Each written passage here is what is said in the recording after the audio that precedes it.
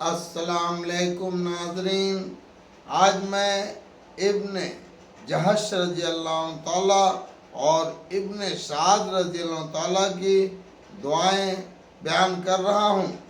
حضرت عبداللہ بن جہش رضی اللہ عنہ تعالیٰ نے غزوہ احد میں حضرت سعد بن ابی وقاص رضی اللہ عنہ تعالیٰ سے کہا کہ اے سعد، آؤ مل کر دعا کریں، ہر شخص اپنی ضرورت کے موافق دعا کرے، دوسرا آمین کہے کہ یہ قبول ہونے کے زیادہ قریب ہے۔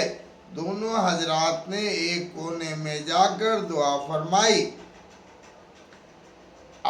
اول حضرت سعد رضی اللہ تعالیٰ نے دعا کی، یا اللہ، اب کل کو لڑائی ہو تو میرے مقابلے میں ایک بڑے بہادر کو مقرر فرما، جو سخت حملے والا ہو، وہ مجھ پر سخت حملہ کرے اور میں اس پر زوردار حملہ کروں، پھر مجھے اس پر فتح نصیب فرما کہ میں اس کو تیرے راستے میں قتل کروں اور اس کی غنیمت حاصل کروں۔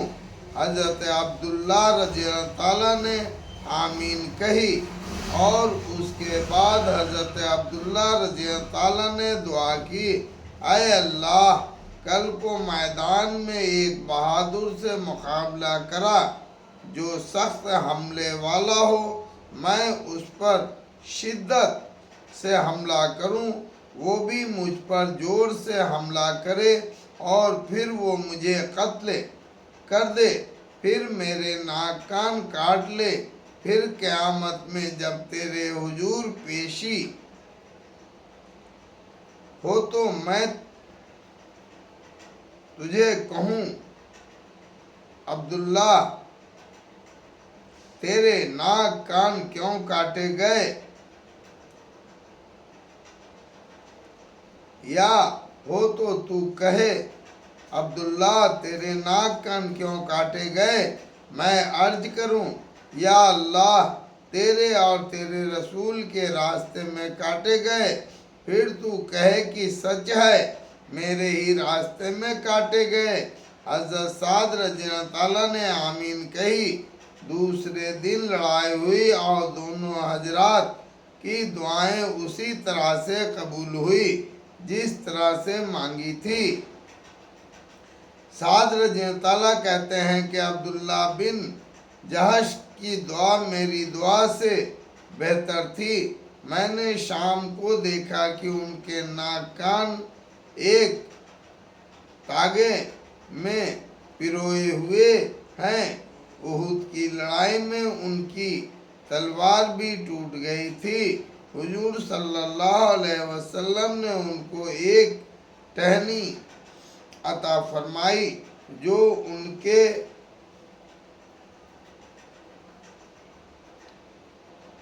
ہاتھ میں جا کر تلوار بن گئی اور عرصے تک بعد میں رہی اور 200 دینار کو فروخت ہوئی۔ دینار سونے کے ایک سکے کا نام ہے۔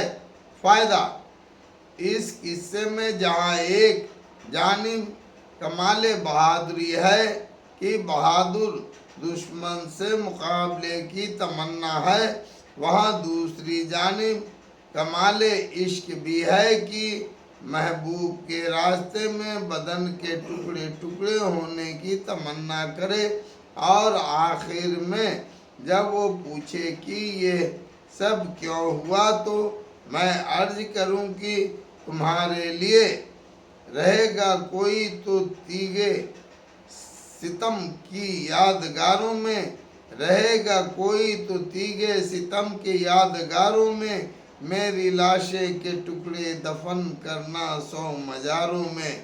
اللہ اکبر۔